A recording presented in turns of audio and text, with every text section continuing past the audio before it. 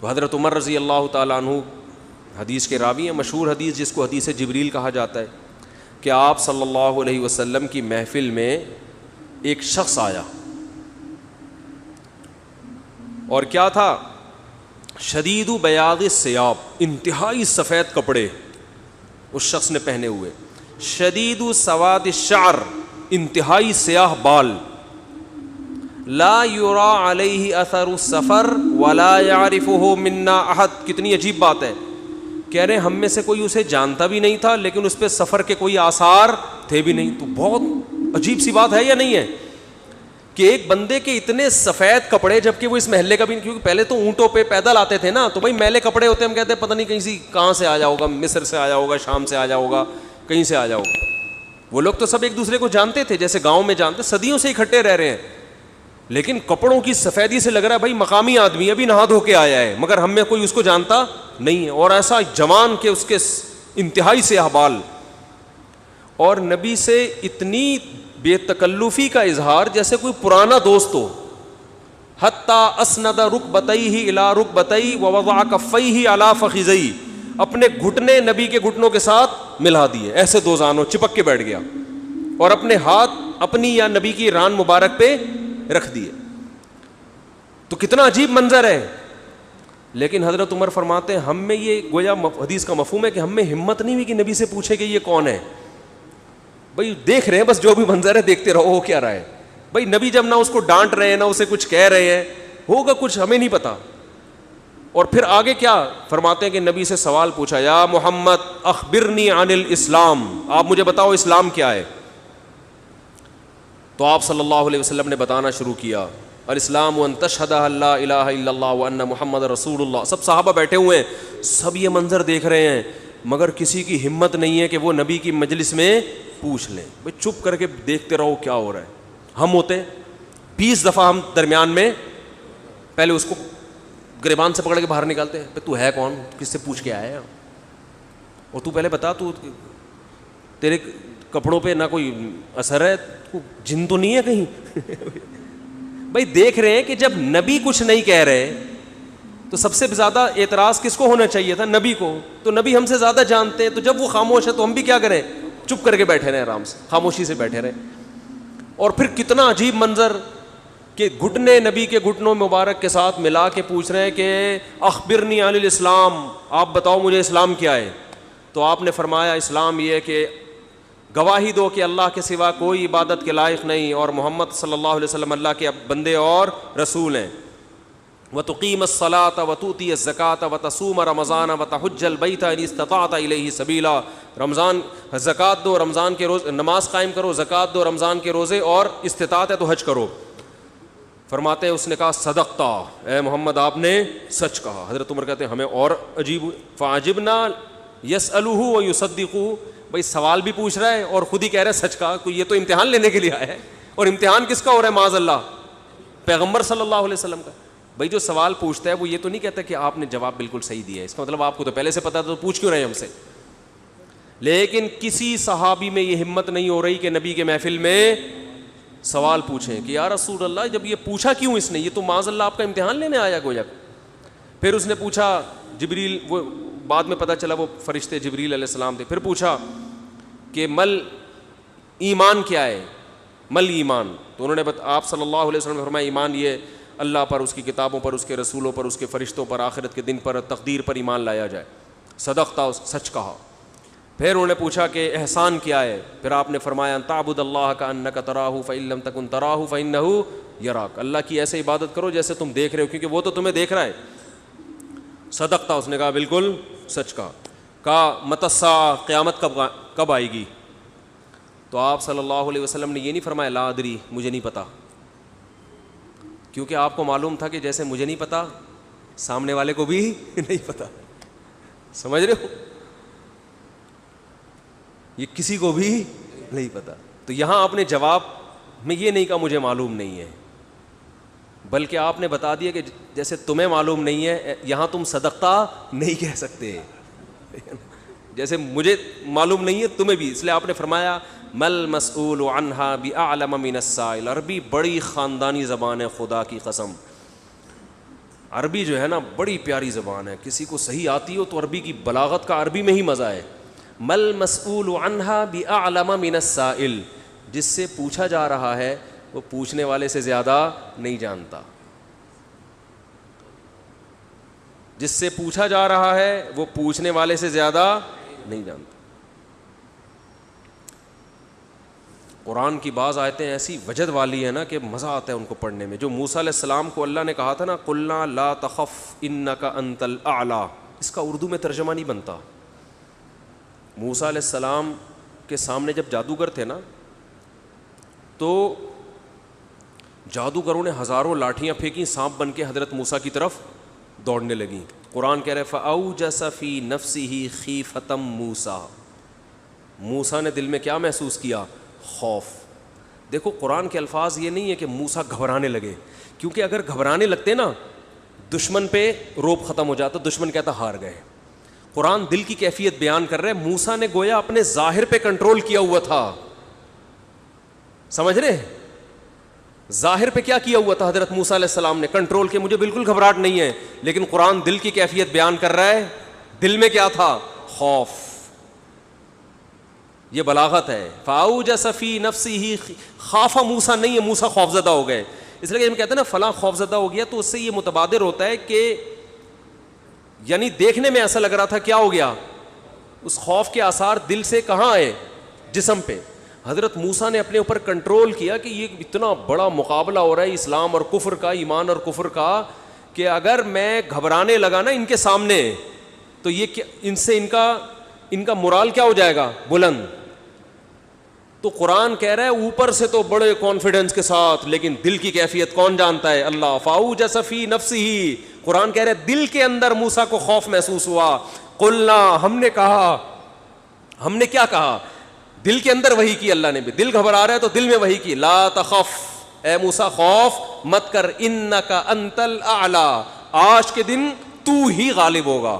یہ نہیں کہا انک الاعلی, نا نا نا نا نا, انک الاعلی نہیں کہ تو غالب ہوگا. انکا, دیکھو انّا کا معنی بھی وہی ہے جو انّا کا انتا ہے. کا مطلب بھی تو, انتا کا معنی بھی تو. تو جب ایک دفعہ کا کہہ دیا تو دوبارہ انتا کہنے کی کیا ضرورت ہے بھائی؟ ابے چھوڑو یار, رہنے تو, تم لوگ کو بہت مشکل ہے بات سمجھانا. جو مجھے مزہ آ رہا ہے نا اس آیت میں وہ آپ سوچ بھی نہیں سکتے. قرآن یہ نہیں کہہ رہا انک الاعلی کہ تو کیا ہو جائے گا, تو ہی برتر ہوگا, تو ہی غالب ہوگا. انکا انتا, یہ تاکید کے لیے, اے موسیٰ تو, صرف تو, ٹھیک ہے نا, اکیلا. الاعلی, اور اعلی بھی نہیں ہے. اصولی طور پر خبر پر الف لام داخل نہیں ہوتا. گرامر کے لحاظ سے اصولی طور پر انکا انتا اعلی ہونا چاہیے, یا انکا, سوری انتا نہیں, انکا اعلی. مبتدا معرفہ ہوتا ہے, خبر کیا ہوتی ہے؟ نکرہ. سمجھتے نہیں ہو بات کو, جب پڑھو گے نہیں رات کو تو سمجھو گے نہیں بات کو. انکا اعلی ہونا چاہیے, اے موسیٰ تو غالب آ جائے گا, یہ مطلب ہوگا سیدھا سیدھا ترجمہ اس. اللہ نے اعلی پہ الف لام لگا دیا. الف لام جب لگتا ہے نا کسی, تو وہ کسی اسپیسیفک چیز کو کہتے ہیں. جیسے کتاب کا مطلب کوئی بھی کتاب, الکتاب کا مطلب کوئی اسپیسیفک, کوئی خاص کتاب. آپ جب کہتے ہیں بندہ آیا ہے, بچے گھر میں آ کے بتا رہے ہوتے ہیں پنجاب میں بندہ آیا ہے, کراچی میں کہتے ہیں آدمی آیا ہے کوئی. یہ بندہ کا لفظ پنجاب سے امپورٹ ہوا ہے. کراچی میں لوگ کہتے تھے کوئی انسان آیا ہے, کوئی آدمی آیا ہے, تو پنجاب میں کیا کہتے ہیں اس کو؟ بندہ آیا ہے. اچھا شگون کے انسان کا بچہ بن جائے وہ بندہ بن جائے, ٹھیک ہے نا. تو ہم جب کہتے ہیں کوئی بندہ آیا ہے, یہ ایک بندہ آیا ہے, تو وہ ان نون ہوتا ہے. اکثر ابو کو بتا رہے ہوتے ہیں ابو ایک انکل آئے ہیں, اس کا مطلب کیا ہوتا ہے؟ کوئی ہے. لیکن اگر ایسا بندہ آیا ہو جس کا آپ کو پتا ہو, یعنی پہلے آ چکا ہو اور آپ اس کے انتظار کر رہے ہو, وہ اسپیسیفک وہ بندہ آ چکا ہو, تو عربی میں کہیں گے البندہ. بندہ عربی کا لفظ نہیں, لیکن میں سمجھانے کے لیے, جاء رجل یو سڑے راغلے, یو سڑے کہیں گے نا, یو سڑے راغلے, موقع دے کے بھاگ لے. ایک بندہ آیا ہے. جاء الرجل, تو اس کا مطلب وہ ایک مخصوص بندہ ہے جس کا پہلے سے آپ کی کھوپڑی میں تصور ہے. تو قرآن کہہ رہا ہے انکا انت الاعلی. الاعلی کا مطلب کہ جب مقابلہ ہو رہا ہے نا تو جو شخص برتر آنے والا ہے لوگوں کے ذہن میں گویا کہ اس کا ایک تصور ہے کہ ایک نہ ایک جیتے گا, تو وہ جو جیتنے والا مخصوص شخص ہے آپ کے علاوہ کوئی بھی نہیں ہے وہ, اور صرف آپ ہی ہو. الاعلی کون ہے آج؟ الاعلی, اعلی نہیں بلکہ الاعلی کون ہے؟ پورا ترجمہ ہو نہیں سکتا اس کا. وہ کون ہے؟ اے موسیٰ صرف اور صرف تو ہی ہے, تو لا تخف, تجھے خوف زدہ ہونے کی ضرورت نہیں ہے. تو کیا بات کر رہا تھا میں, یہ آیت کہاں سے آ گئی؟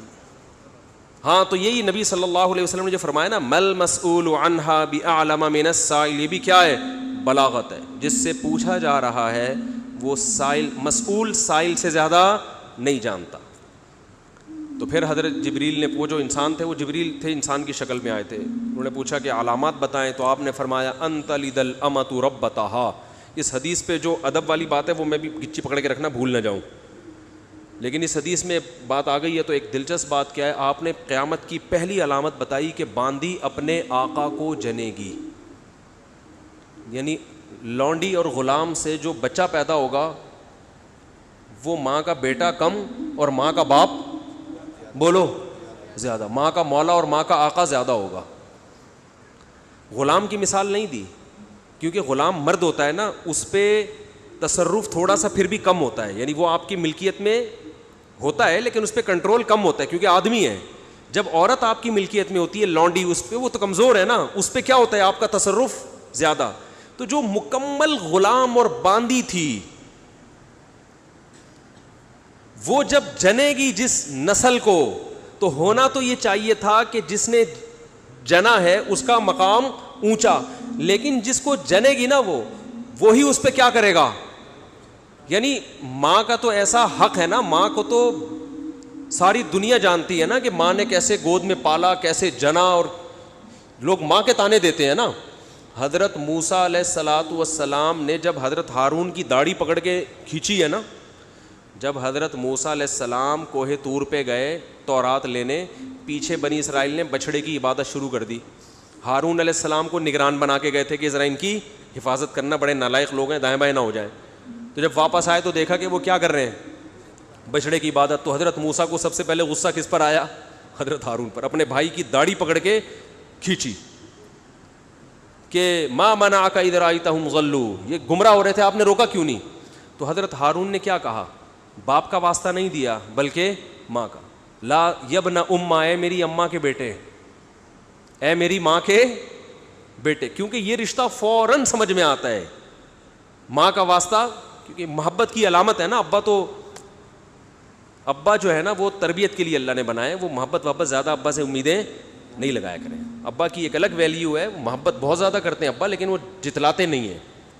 وہ کہہ رہے ہیں تمیز سے زیادہ لاڈ پیار دکھاؤ گے نا ابا, یہ ہو گیا تمیز سے بیٹھ وہاں جا کے آرام سے, ٹھیک ہے نا, جو بات ہے ادب تمیز. ماؤں کو زیادہ ادب تمیز نہیں, ماؤں کو لاڈ چاہیے ہوتے ہیں.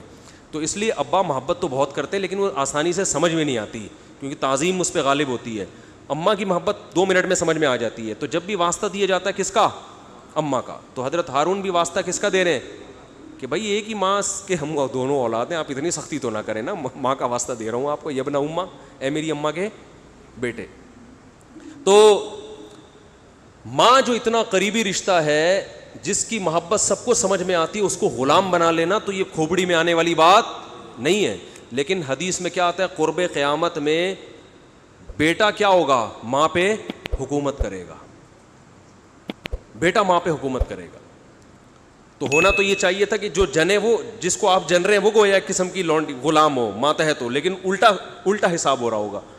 تو یہ بھی پتہ چل رہا ہے کہ ادب مارکیٹ سے کیا ہونا شروع ہو جائے گا, شارٹ. مطلب حدیث کا یہی ہے کہ چھوٹے جو ہے نا وہ بڑوں کی جگہ ہو جائیں گے اور بڑے, اور یہ خدا کی قسم آج اپنی آنکھوں سے میں دیکھ رہا ہوں, زیادہ تر لبرل لوگوں کے گھروں میں دیکھ رہا ہوں, دیندار گھروں میں کم. باپ اور ماں اپنے بچوں کو اسکولوں میں 15-20 ہزار روپے فیسیں دے کر بدتمیز بنا رہے ہیں باقاعدہ پیسوں کے ذریعے. یعنی اسکولوں میں پڑھا رہے ہیں ماڈرن اسکول ہیں اور بہت ہی ماڈرن قسم کے اسکول جن میں مذہب نہیں ہے. بچہ انگلش بہت اچھی بول لیتا ہے اور ٹھیک ٹھاک فیسیں دے کے کیا کر رہے ہیں, اپنی نافرمانی پیسے دے کے سکھا رہے ہیں. آج بھی میرے پاس ایک کیس آیا, کسی کو نہیں پتا چلے گا کس کی بات ہو رہی ہے. ایک صاحب نے کہا میں نے اپنی بچی کو ایڈمیشن کروایا, میں 20 ہزار روپے فیسیں دے رہا ہوں اور وہ چرس پی رہی ہے, وہ پتہ نہیں کتنے لڑکوں سے دوستیاں لگا رہی ہے. تعلیم کو فوکس کرنے کے چکر میں تہذیب کا بیڑا غرق کر دیا. یعنی گویا کہ پیسے دے کے باقاعدہ کیا کیا جا رہا ہے, اپنے بچوں کو خراب کیا جا رہا ہے. تو جنا بھی خود, احسان بھی خود کیا, اور نکلا کیا رزلٹ, وہی آپ پہ کیا کر رہا ہے حکومت, وہ آپ کی ایک بات ماننے کے لیے تیار نہیں ہے. تو یہ وہ دور ہے جس سے ہم گزر رہے ہیں. تو اس میں بھی ادب کی تلقین کی گئی ہے. جب کچھ اس طرح کے لوگ آتے ہیں نا میرے پاس کہ باپ بیٹا بیٹھا ہوا ہوتا ہے اور باپ اپنے بیٹے کی شکایتیں کر رہا ہوتا ہے بڑے دھیمے لہجے میں کہ بچے کو غصہ نہ آ جائے, اور بیٹا جواب دے رہا ہوتا ہے بڑی اونچی آواز میں. یہ میں نے بہت دیکھ لیا ہے, بہت دیکھ لیا اپنی زندگی میں. اس سے مجھے فوراً وہ حدیث یاد آتی ہے کہ اس کو باپ ہونا چاہیے اور اس کو بیٹا. باپ کو یہ ڈر لگتا ہے کہ یار اب میری اولاد ہے, یار میں کوئی اونچی آواز سے وہ سخت ایک دم میٹر نہ گھوم جائے اس. دیکھو یہ اولاد کے نالائق ہونے کی علامت ہے کہ آپ نے اپنے باپ کو یہ اتھارٹی نہیں دی ہے کہ وہ آپ کو ڈانٹ سکے. اگر آپ کا باپ آپ کو ڈانٹتے ہوئے گھبراتا ہے نا, خدا کی قسم یہ باپ کے خراب ہونے کی دلیل نہیں ہے, یہ اولاد کے خراب ہونے کی دلیل ہے. یہ اولاد کے خراب, وہ ڈر لگتا ہے اس کو کہ یار کچھ بول دوں تو ایسا نہ ہو ناراض ہو جائے گی. میں نہیں کہہ رہا اولاد پہ بیجا سختیاں کریں یا خام خواہ میں ڈانٹ ڈپٹ کرتے رہیں, اس سے تو ڈپریشن کے مریض بنتے ہیں. ماں باپ ظلم بھی کرتے ہیں. اس پہ میں انشاءاللہ بیان کروں گا کہ میرا ارادہ ہے, میں نے جو سینٹ میں بل پیش ہوا نا کہ ماں باپ کو اولاد پہ ہاتھ اٹھانے کی اجازت نہیں, شوہر کو بیوی کو ڈانٹنے کی اجازت نہیں, تو یہ بالکل خلاف ہے, لیکن اس کا ناجائز فائدہ بھی اٹھایا جاتا ہے. تو ماں باپ کو بلا وجہ اولاد پہ ہاتھ اٹھانا شرعاً جائز. آج ایک صاحب بحث کرنے لگے کہ مجھے اجازت دی ہے شریعت نے کہ میں اپنے بچے کو تھپڑ مار سکتا ہوں. میں نے کہا آپ کو اجازت شریعت نے نہیں دی ہے کہ بلا وجہ آپ اپنے بچے پہ ہاتھ اٹھائیں, اور خاص طور پہ نابالغ پہ. نابالغ کے حقوق اسلام میں بہت زیادہ ہیں. ماں کو اجازت نہیں اپنا غصہ آپ کسی اور پہ رہے نکال کس پہ رہی ہے. میں نے ماؤں کو دیکھا ہے طبیعت خراب ہے, جھنجلا رہی ہے, بچے کو پڑھ کے طبیعت سے کوٹ دیا اس کو, وہ بیچارہ. بعض بچے ماں کی چنگیز خان جیسی مائیں ہوتی ہیں, وہ بچے ٹھٹر کے ان کی جو گروتھ ہے نا وہی رک جاتی ہے ان کی. اتنا سختی کا ماحول انہوں نے گھر میں دیکھا ہوتا ہے. تو یہ نہ باپ کے لیے جائز ہے اور نہ ماں کے لیے. تو اس میں علماء کے واقعات بھی سناؤں گا کہ اپنی اولاد کو مارنے سے پہلے کیا ان کے اصول تھے کہ ہم زیادتی نہ کر بیٹھیں. تو یہ بھی ہے. اچھا خیر, تو جلدی سے بات کو یہ سمیٹ کے ختم کرتا ہوں. یہ کیا ہو گیا. تو رسول اللہ صلی اللہ علیہ وسلم کی محفل میں حضرت جبریل آئے تو حضرت عمر فرماتے ہیں, تو حضرت عمر رضی اللہ تعالیٰ عنہ فرماتے ہیں فلبثت ملیہ, میں نے جب یہ منظر دیکھا تو میں بہت دنوں تک ٹھہرا رہا. یعنی کچھ دن گزرنے کے بعد بھی حضرت عمر کی ہمت نہیں ہوئی کہ نبی سے پوچھیں کہ یا رسول اللہ یہ کون تھے, یہ کیا ہے احترام, کہ بھئی ایسا نہ ہو نبی صلی اللہ علیہ وسلم ناراض ہو جائیں. خود کیوں نہیں بتا رہے بھئی, یہ اہم بات ہوتی تو آپ صلی اللہ علیہ وسلم تو خود معلم تھے, خود بتاتے. تو فرماتے ہیں کچھ دن کے بعد خود نبی نے مجھ سے پوچھا کہ عمر جانتے ہو وہ شخص کون تھا؟ میں نے کہا اللہ اس کے رسول ہی زیادہ جانتے ہیں. فرمایا ھذا جبریل اتاکم یعلمکم دینکم, یہ جبریل تھے انسانی شکل میں آئے تھے تمہیں تمہارا دین سکھانے کے لیے. اس سے پتہ چلتا ہے کہ تعلیم کا صرف یہ طریقہ نہیں ہے کہ استاذ بیٹھ کے بچوں کو پڑھاتا رہے سارا دن بیٹھ کے.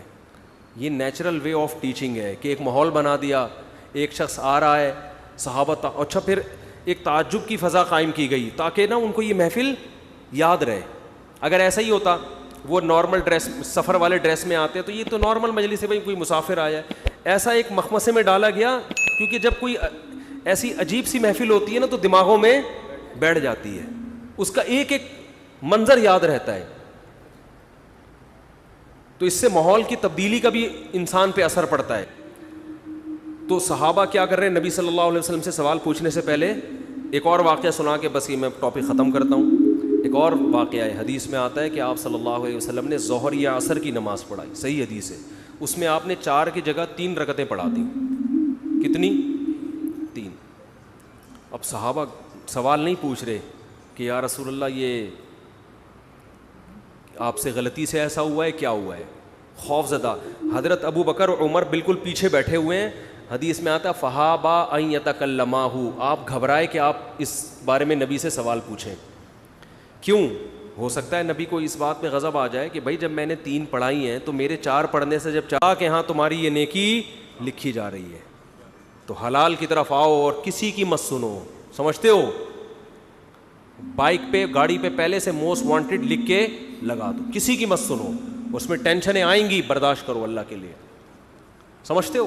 میں اپنی ٹینشنوں کے قصے سنانا شروع کر دوں آپ پاگل ہو جاؤ گے. آپ کہتے ہو صاحب بڑے ہنسی خوشی، اللہ کا شکر ہے ہنسی خوشی زندگی گزری ہے لیکن بہت ٹف لائف گزاری ہے میں نے، جو اگر میں آپ کو سناؤں تو آپ بولو یار یہ ہو کیا گیا. لیکن یہ کہ بس ایک دفعہ فیصلہ کر لو یار، ہے بس.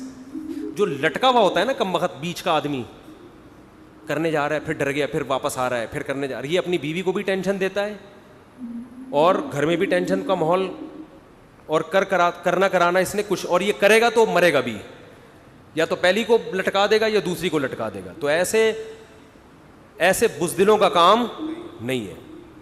سمجھ رہے ہو؟ پوچھ رہے ہوتے ہیں کر لوں جا کے بیگم کر.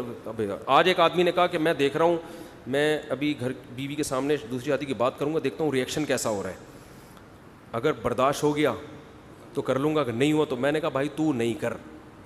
میں نے اس کو منع کیا، میں نے کہا تیرے اندر ہمت نہیں ہے. 2 بیویوں کو رکھنا بہت مشکل کام ہے، بہت ٹینشن کا کام ہے، بڑا حوصلہ چاہیے، ہمت چاہیے، ببر شیر جیسی آواز چاہیے اس کے لیے. ڈانٹو تو کانپنے لگے وہ، ورنہ وہ نہیں، وہ مار دے گی. تو بہت مشکل کام ہے، ٹھیک ٹھاک ٹینشن ہوتی ہے اس میں، لیکن پھر بھی میں کہتا ہوں کرو کیونکہ معاشرے کی ضرورت ہے یہ، لیکن دل گردہ پیدا کر کے کرو. آرمی میں بھرتی ہونے کے لیے جاتے ہیں نا، تو جب وہ پوچھیں گے آپ کو میدان جنگ میں بھیجا گیا تو آپ جاؤ گے، تو آپ کیا کہو گے؟ سر بالکل جاؤں. اگر آپ نے انٹرویو میں کہہ دیا اس وقت میں دیکھوں گا سچویشن، اگر ایسا ہوا میں دیکھوں گا حالات کیا ہیں، تو سلیکشن ہوگی. دفعہ ہو یہاں سے، بول نکل مروائے گا. تو فوج میں دیکھا جاتا ہے بھائی دل گردہ ہے یا نہیں ہے. ISSB کے امتحان میں بھی دیکھا جاتا ہے اس میں. اچھا اس میں یہ بھی دیکھا جاتا ہے کہ بحث کرنے کی طاقت کتنی ہے اس میں. بعض لوگ نا بحث ہی نہیں کر پا رہے ہوتے، ایسے منمنا رہے ہوتے ہیں، ہنا رہے ہوتے ہیں، تو ان میں بھی ڈیسیجن پاور نہیں ہوتی. تو یہ سب چیزیں میں تو کہتا ہوں 4 شادیوں، دوسری شادی سے پہلے ISSB کا امتحان کلیئر کرواؤ. اس سے امتحان میں پاس ہو جائے تو 4 کر، امتحان میں فیل ہو گیا بھائی، جو آدمی میدان جنگ میں صف اول میں لڑ نہیں سکتا وہ دوسری شادی نہیں کر سکتا. میری رائے ہے یہ. جو وہاں لڑ سکتا ہے وہ یہاں بھی لڑ سکتا ہے. یہ بالکل، بلکہ وہاں لڑنا شاید آسان ہو، یہاں میں نے ایسے لوگ بھی دیکھے میدان جنگ میں لڑے، جنگ ہوئی، انڈیا پاکستان کی جنگیں تو ہوتی رہتی ہیں نا، میدان میں بہادری کے جوہر دکھائے، گھر میں آ کے کہا یار یہ کام ہم سے نہیں آتا. بہت زیادہ ہو گئی آج. بزرگوں سے سنا ہے کہ علم نافع کی دعا مانگنی چاہیے. بہت لمبا سوال ہے، پھر انشاءاللہ بتائیں گے بعد میں. بہت ٹائم ہو گیا بھائی. ٹھنڈا پانی پینا سنت ہے، مگر آج کل جو ٹھنڈا پانی فریج کا ٹھنڈا، یہ بالکل صحیح ہے. فریج کا ٹھنڈا سنت نہیں ہے. جو نیچرل ٹھنڈا ہو، کنویں کا جو ٹھنڈا، چشموں کا جو ٹھنڈا پانی ہوتا ہے، وہ نہیں مل رہا تو فریج کا ٹھنڈا پی لو. چشمے کے لیے تھوڑی جائے گا وہاں پہ. میرا مطلب ہے کہ بالکل جو ابلے ہوئے گرم پانی چائنیز پی رہے ہیں وہ نہ پیو، کم از کم گرمی میں وہ نہ پیو. ہو سکتا ہے صحت کے فائدے ہوں، لیکن سب کچھ صحت نہیں ہوتا. تھوڑا سا اللہ نے لذتیں بھی رکھی ہیں. میں پراٹھے کھاتا ہوں لیکن میں کوشش کرتا ہوں اس کو پگھلا دوں میں ایکسرسائز کر کے. صحیح ہے نا؟ تو پراٹھے کا اپنا مزہ ہے یار، کیسے چھوڑ دے آدمی. اچھا بھائی ٹھنڈا پانی فریج کا پی لو. کیا اسٹیمپ پیپر پر شوہر اور بیوی کے سگنیچر کیے جائیں تو کیا طلاق ہو جائے گی؟ یا شوہر کو 2 گواہوں کی اسٹیمپ پیپر پہ 3 طلاقیں لکھی ہوئی ہیں اور شوہر نے سائن کر دیے تو ہو جائے گی. گواہ ضروری نہیں ہے، بیوی کے سائن ضروری نہیں ہے، صرف شوہر کے سائن سے ہی ہو جائے گی. اس حدیث کا مطلب سمجھا دیں کہ نماز میں کھڑے ہو تو خیال کرو تم اللہ کو دیکھ رہے ہو جبکہ ہم اللہ کو نہیں دیکھتے. حدیث کا مطلب ہے کہ اللہ تمہیں دیکھ رہا ہے. اصل مطلب یہ ہے کہ یہ تصور کرو کہ اللہ تمہیں دیکھ رہا ہے. پھر کبھی تفصیل بتاؤں گا اس. سوال یہ کہ ہم تو مسئلے کو فالو کرتے ہیں، لیکن کیا میں بریلوی لڑکی سے شادی کر سکتا ہوں جبکہ میرا بیان نہیں آیا گرین ہری پگڑی والوں میں شادی؟ تو آپ بھی کر لیں، لیکن اس کے عقیدے شرکیہ نہ ہو. اس سے پہلے پوچھ لیں رسول اللہ صلی اللہ علیہ وسلم حاضر ناظر تو نہیں ہے. آپ انسان ہیں، بشر ہیں، مختار کل تو نہیں ہے. یہ عقیدوں کی اصلاح پہلے ضروری ہے، تو کوئی بھی ہو اس کی اصلاح ضروری ہے. اچھا وہی پھر لمبا سوال ہے بعد میں. آٹومیٹک مشین میں اگر ناپاک کپڑے دھوئیں تو پاک ہو جائیں گے؟ آپ کچھ سوال پوچھنا چاہتے ہیں بھائی؟ پوچھیں، کیا پوچھ رہے ہیں؟ یہ پھر لمبے بہت ٹائم ہو جائے گا نا، بہت زیادہ وقت ہو گیا ہے. ارشاد.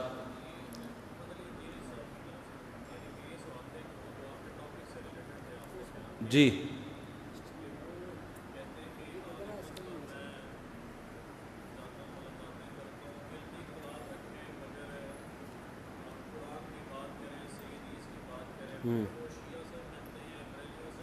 ہاں،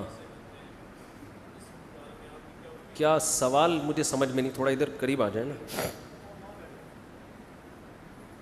آواز آپ کی نہیں آ رہی، صرف تصویر آ رہی ہے.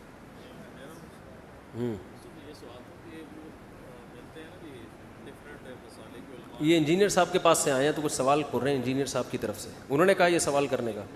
اچھا، اخپل سوال ہے آپ کا.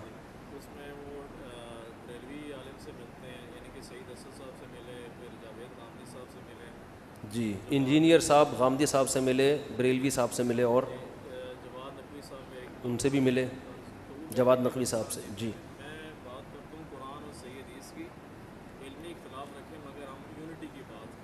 انجینئر صاحب یہ کہتے ہیں کہ ہم قرآن و حدیث کی بات کرتے ہیں، علمی اختلاف تو کریں مگر یونٹی کی بات کریں. جی آگے. اس پر میں کیا کہوں؟ تبصرہ. ماشاء اللہ. وہ کہہ رہے ہیں، میں یہ کہہ رہے ہیں ان کی طرف سے، پتہ نہیں ان کی طرف سے اپنی طرف سے کہہ رہے ہیں، اپنی طرف سے کہہ رہے ہیں. یعنی ان کا کہنا یہ ہے کہ وہ تو یونٹی کی بات کرتے ہیں، اتحاد کی بات کرتے ہیں. اچھا، یعنی میں سب سے ملتا ہوں، بریلوی علماء سے بھی، شیعہ سے بھی، سب سے ملتا ہوں. تو ملنے پر گورنمنٹ کی طرف سے کوئی پابندی نہیں ہے، مل لیں آپ. یعنی وہ کہتے ہیں میں اتحاد امت کی بات کرتا ہوں. اچھا لطیفہ سنایا آپ نے، ماشاء اللہ، بہت لطیفہ، بہت اچھا. اتحاد، جتنی باتیں اب تک ہو رہی ہیں وہ ساری کیا ہو رہی ہیں؟ یعنی بزرگوں کی کتابوں سے کیڑے نکال کے امت میں کیا کرنا. ٹھیک ہے نا. مفتی تقی عثمانی صاحب نے بھی کہا ہے کہ احمد رضا بریلوی کا، حضرت حکیم الامہ نے مولانا احمد رضا بریلوی کا بڑا احترام کیا، تو فوراً کیڑا نکال دیا کہ کوئی احترام نہیں کیا. تو اتحاد کی بات تو یہ تھی کہ چلو پہلے نہیں کیا، چلو اب تو شروع کر دیا نا. اتحاد کی بات تو یہ ہوتی ہے نا کہ چلو پہلے اس کو مفنت کا، جو مرضی کا، مگر چلو الحمدللہ، چلو ہم مان لیتے ہیں. دیکھو جب کوئی غلطی کرتا ہے نا، آپ بچے کو سمجھا رہے ہیں کہ یوں نہیں کرو، یوں نہیں کرو، ایسا نہیں کرنا، اور بچے نے ویسا کیا ہوتا ہے، تو بچہ کہتا ہے کہ میں تو نہیں کرتا. تو باپ کیا کہتا ہے اس کو؟ چلو ماشاءاللہ خوشی ہوئی سن کے کہ تم، تو باپ کیا کرتا ہے؟ مٹی ڈال دیتا ہے کہ پچھلی غلطی پہ پردہ ڈالو، آئندہ سے تو نہیں کر رہا. لیکن اگر باپ کی طبیعت میں شرارت ہوگی تو وہ طنز کرنا شروع کر دے گا کہ نہیں تم نے تو کیا ہے، نہیں تم نے تو کیا ہے. تو یہاں سے بچے کے دل میں کیا پیدا ہوگا؟ بغاوت کے جذبات پیدا ہوں گے. تو ان سے کہیں کہ آپ اگر امت میں اتحاد چاہتے ہیں تو اپنا طریقہ تھوڑا سا چینج کر لیں. آپ علماء کی کتابوں سے مثبت چیزیں نکالا کریں، ٹھیک ہے نا، اور جو منفی چیزیں ہیں اس پہ علمی انداز سے رد کر دیا کریں کہ یہ ان سے غلطی ہوئی ہے. مجھے تو یہ ٹاپک ہی فضول لگتا ہے، پتہ نہیں کیا سوال لے کے بیٹھ گئے آپ. چلو پھر کبھی ملیں گے انشاءاللہ. وہ تو میں نے تو محترم سے ملاقات سموسوں پکوڑوں کے لیے تیار ہو گیا تھا میں. وہ تو ان کا پہلا رپلائی ایسا آیا کہ اسی میں انہوں نے زہر کے پیالے اور پتہ نہیں کیا کیا شروع کر دیے. ہم تو اس پہ بھی ایگری تھے کہ ہم جائیں گے، صرف سموسوں پکوڑوں کا تبادلہ ہوگا اور واپس آ جائیں گے. یہ اتحاد امت ہی کے لیے تو ہم قربانی دے رہے تھے. مگر محترم کا جو رپلائی آیا وہ یہ کہ محنت پہ بات نہیں کر سکتے، زہر کا پیالہ پی لیں گے، یوں کر لیں گے، یوں کر لیں گے. ہم نے کہا کر سکتے ہیں بات، ہم آ رہے ہیں. پھر وہ 17 منٹ کا کلپ ریکارڈ کروا دیا، یہ یوں لکھا ہوا ہے. تو یہ اتحاد امت نہیں ہے، یہ تخریب امت کا کام ہو رہا ہے. ٹھیک ہے نا، اپنا خیال رکھیے گا. میں نے کبھی نہیں کہا انجینئر صاحب کو، ملحد نہیں ہیں، فسادی ہیں، ملحد نہیں، فسادی ہیں. تو خیر جتنا جو ہو اتنا ہی کہنا چاہیے نا. اور یہ جو محترم بار بار کہتے ہیں نا میں سب کو مسلمان مانتا ہوں، سب کو مسلم، اتنے تکلف کی ضرورت کیا ہے؟ جب آپ نے ان کو سب کو شرکی عقیدوں والا کہہ دیا تو مسلمان ماننے کے تکلف کی کیا ضرورت ہے؟ آپ سیدھے سے بولو بھائی کافر ہیں. جو قبر پرست ہے وہ مسلمان ہوتا ہے بھائی؟ جو قبروں سے مدد کا قائل ہو وہ کہاں سے مسلمان ہو گیا؟ تو پھر اس کے پیچھے نماز کیوں پڑھ رہے ہو؟ تو عجیب کھچڑی پکی ہوئی چل رہی ہے کہ دعویٰ کرو پھر اس دعوے پر قائم رہو. تو یہ سب باتیں ابھی میں نہیں کرنا چاہ رہا, یہ سب انشاءاللہ ہم بیٹھ کے کریں گے. اشرف علی تھانوی نے مولانا تھانوی نے اگر اپنے نام کا کلمہ پڑھایا ہے تو کلمہ پڑھا کے پھر وہ ختم نبوت کے منکر ہیں, پھر وہ مسلمان نہیں ہیں. پھر ایک بات کرو, منافق والی بات نہیں کرو کہ مولانا تھانوی کو آپ مسلمان بھی کہتے ہو اور یہ بھی کہتے ہو کہ اپنے نام کا انہوں نے کلمہ پڑھا. میں کہتا ہوں جس نے اپنے نام کا کلمہ پڑھوایا ہے وہ دائرہ اسلام سے خارج ہے. پھر آپ بولو کہ دیوبندی کافر ہیں جو اشرف علی تھانوی کو یہ مانتے بھی ہیں کہ اپنے نام کا کلمہ پڑھایا پھر بھی ان کو مسلمان مانتی ہے. دوغلی پالیسی کیا ہے؟ یہ نہیں چلے گی. ایک بات ہونی چاہیے. سمجھتے نہیں ہو نا بات کو, جب پڑھو گے نہیں رات کو تو سمجھو گے کیسے بات. تو یہ قصہ ختم کرو یار, ٹھیک ہے, بہت ہو گیا, مذاق بہت ہو گیا.